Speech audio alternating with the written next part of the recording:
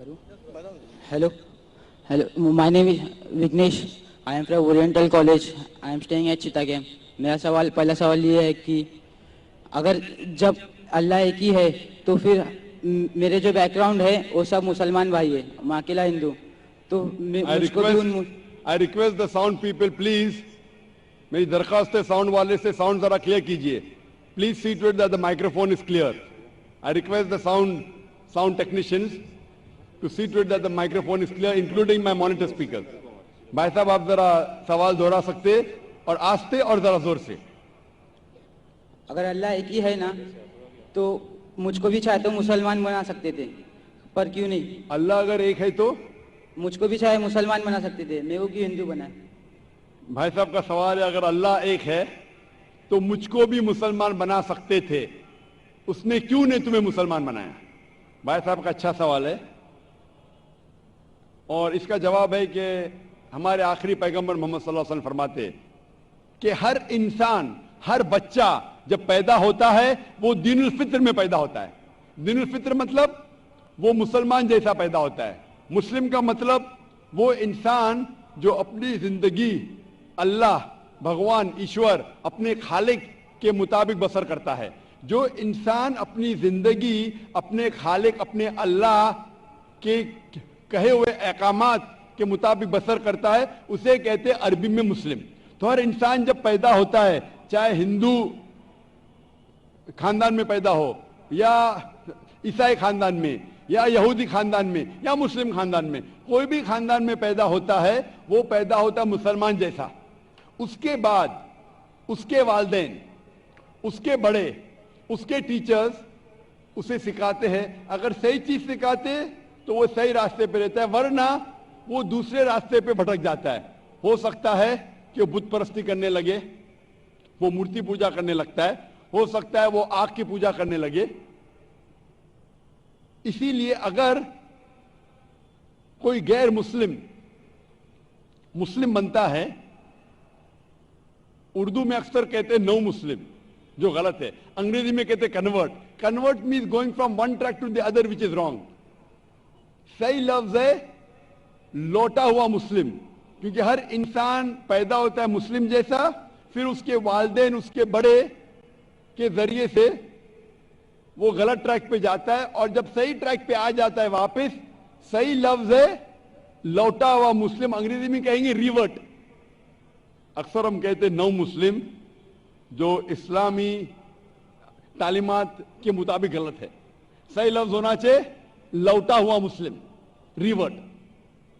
और आपका सवाल था कि अल्लाह ने तुम्हें मुस्लिम क्यों नहीं बनाया? अल्लाह ने तुम्हें मुस्लिम ही बनाया.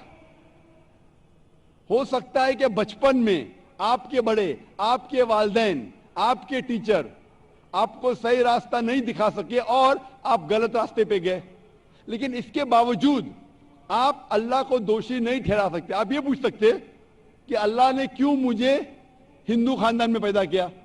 अगर मुस्लिम खानदान में पैदा किया होता, हो सकता है कि मैं मुसलमान होता. अल्लाह ताला फरमाते हैं कुरान मजीद में, सूरह फुरकान में, सूरह नंबर 25, कि अल्लाह अगर चाहे तो सारे इंसानों को मुसलमान बना सकता है. लेकिन फिर टेस्ट क्या है? अगर टीचर चाहे तो सारे स्टूडेंट को पास कर सकता है, लेकिन टेस्ट क्या? टेस्ट वो होता है क्या टीचर सही तालीम देने के बाद इम्तिहान लेता है. जो आदमी सही जवाब देता है वो पास होता है, जो गलत देता है फेल होता है. तो अल्लाह ताला ने सारे इंसानों को अपना आखिरी पैगाम दे चुका है कुरान मजीद. उसके बाद अगर इंसान उस पर अमल करते तो पास होते, अमल नहीं करते तो फेल होते.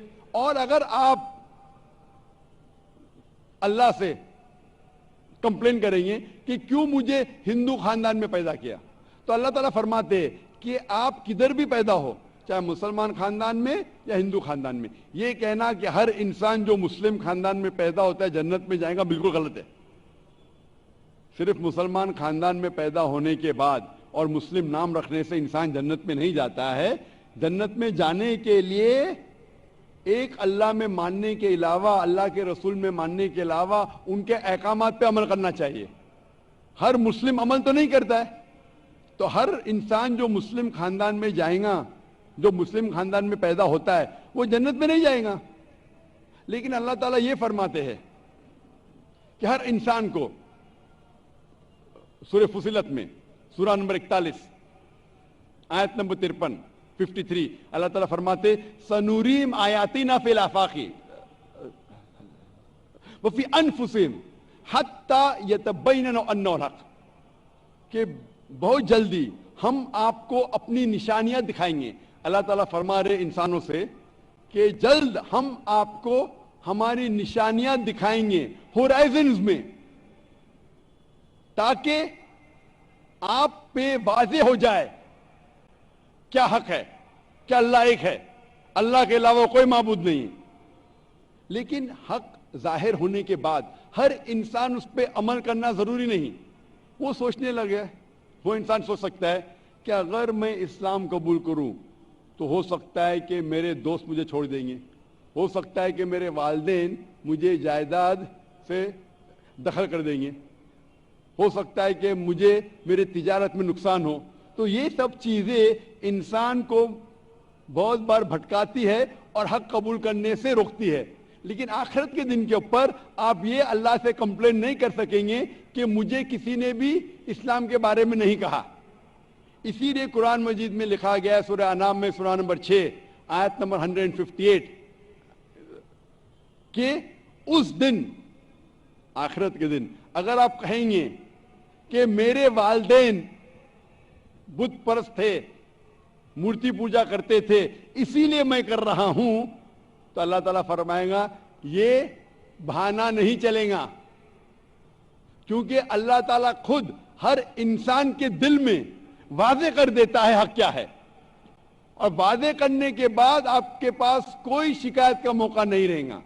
اور آپ کو بھی، آپ آج اس مجلس میں آ چکے ہیں اور میں نے لاکھوں لوگ کے سامنے آپ کو واضح کیا ہے کہ خدا ایک ہے، اس کے علاوہ کوئی معبود نہیں، اور محمد صلی اللہ علیہ وسلم اس کے آخری پیغمبر ہے. اگر آج آپ اس بات کو نہیں مانیں گے تو کل آپ یہ کمپلین نہیں کر سکیں گے، آپ شکایت نہیں کر سکیں گے اللہ سے کہ مجھے پتا نہیں تھا. باقی لوگ کر سکیں گے کہ نہیں، وہ بعد میں دیکھا جائے گا.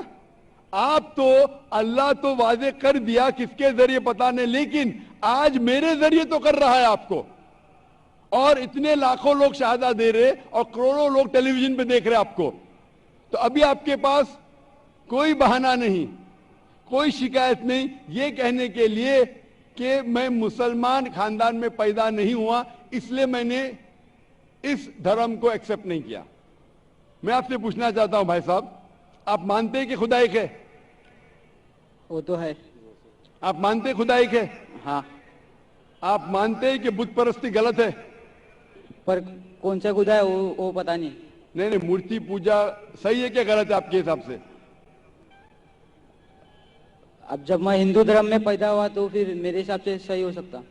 آپ کہتے ہیں کہ ہندو دھرم کے مطابق مورتی پوجا صحیح ہے.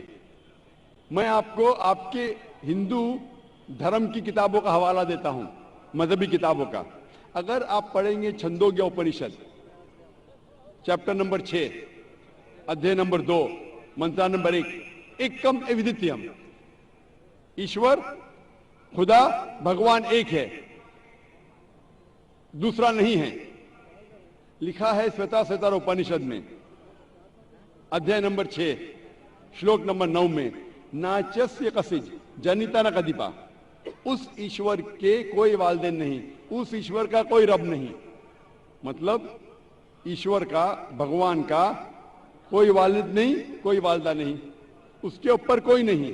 اور صاف طور پہ لکھا گیا ہے سویتا سوتر اپنشد میں ادھیے نمبر 4 منترا نمبر 19 میں، نہ تسیہ پرتیما استی، اس ایشور کی، اس بھگوان کی، اس اللہ کی کوئی پرتیما نہیں، کوئی عکس نہیں.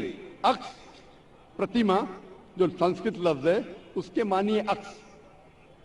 خدا کا کوئی پرتیما نہیں، کوئی عکس نہیں، کوئی فوٹوگراف نہیں، کوئی پینٹنگ نہیں، کوئی پورٹریٹ نہیں، کوئی مورتی نہیں، کوئی بت نہیں.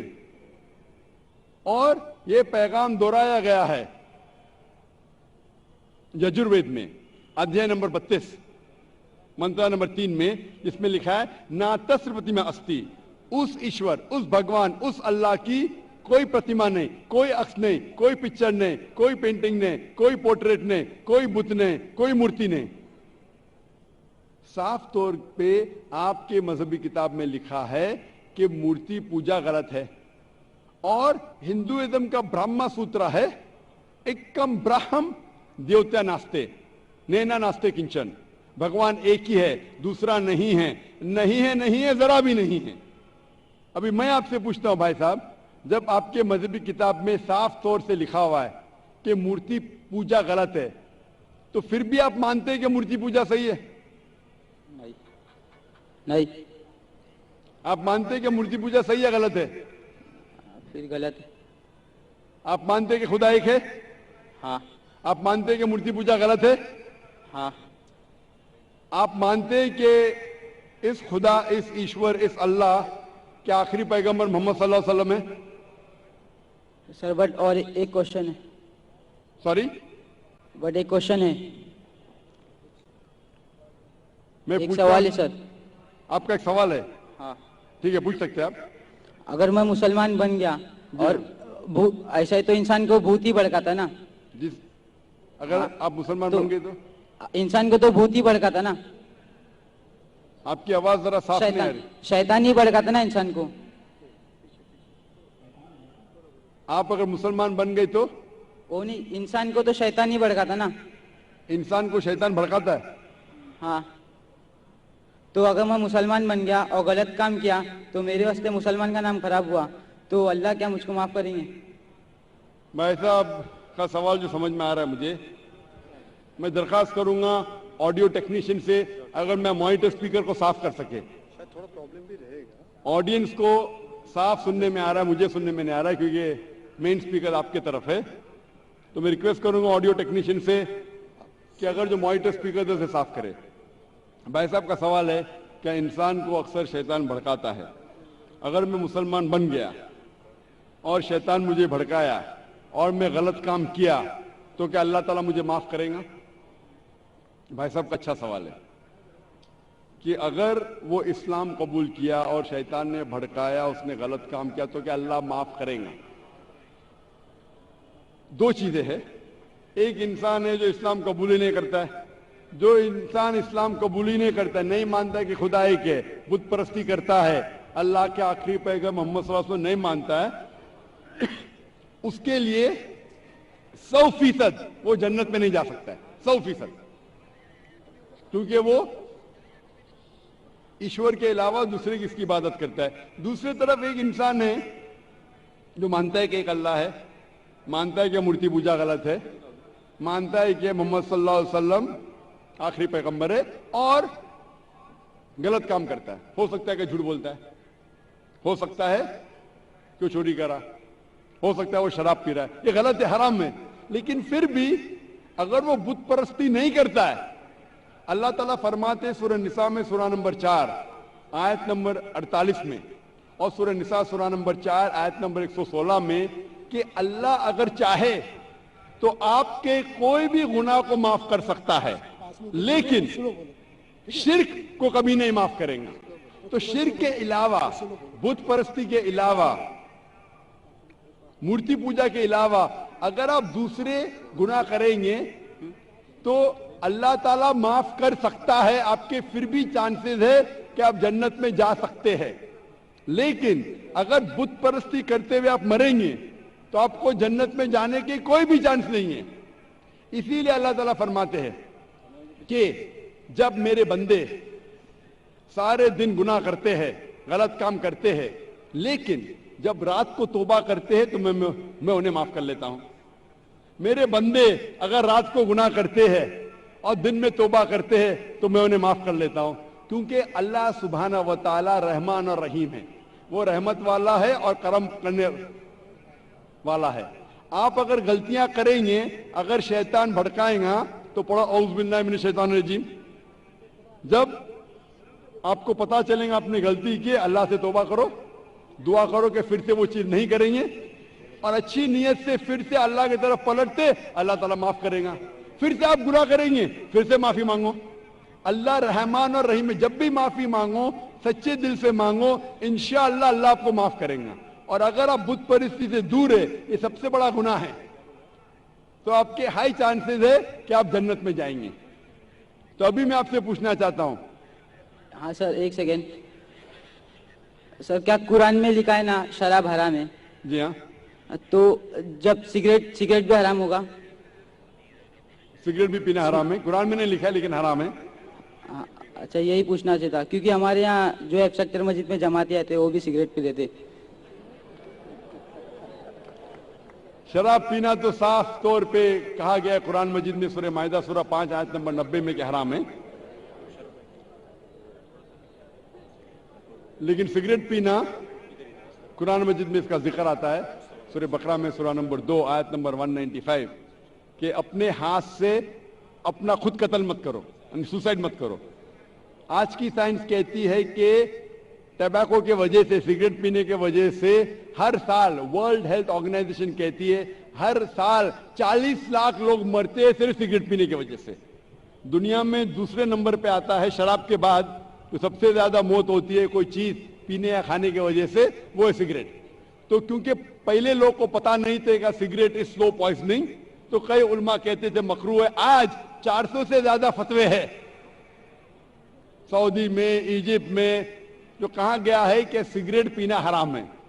ابھی جو لوگ کو لت لگ گئی ہے, ہم اللہ سے دعا کرتے کہ اللہ انہیں ہدایت دے. لیکن اگر کوئی مسلمان غلط کر رہا ہے اس کا مطلب نہیں کہ آپ کو بھی کرنا چاہیے. ہم دعا کریں گے کہ ان مسلمان کو اللہ تعالیٰ طاقت دے کہ یہ بری لت سے انہیں نجات ملے. میں آپ سے پوچھنا چاہتا ہوں, کیا آپ مانتے کہ خدا ایک ہے؟ ہاں. آپ مانتے بت پرستی غلط ہے؟ ہاں. آپ مانتے کہ محمد صلی اللہ علیہ وسلم آخری پیغمبر ہے؟ سر, میں بھی تو تھوڑا اسلام ریسرچ کر رہا ہوں, اس کے بعد میں خود بخود قبول کر لوں گا انشاءاللہ. بھائی صاحب چاہتے ہیں کہ وہ اسلام کے بارے میں اور ریسرچ کرے, اور میں چاہوں گا کہ آپ میرے ہاتھ سے ایک ترجمہ لیں قرآن کا, اور میری درخواست ہے کہ آپ قرآن مجید کا ترجمہ پڑھیے, اور انشاءاللہ اس سے آپ ہدایت پائیں گے. اور جب مطمئن ہو جائیں گے کہ یہ مذہب صحیح ہے, پھر ہی قبول کرنا, کوئی زبردستی نہیں. آپ جب مطمئن ہو جائیں گے کہ یہ اسلام, یہ قرآن میں صحیح باتیں لکھی ہے, یہ سب سے بہترین مذہب ہے, پھر ہی آپ قبول کیجئے. میں درخواست کروں گا کہ آپ اسٹیج پہ آ کے انشاءاللہ قرآن مجید کا نسخہ مجھ سے لے سکتے. سر, تھینک یو. مائک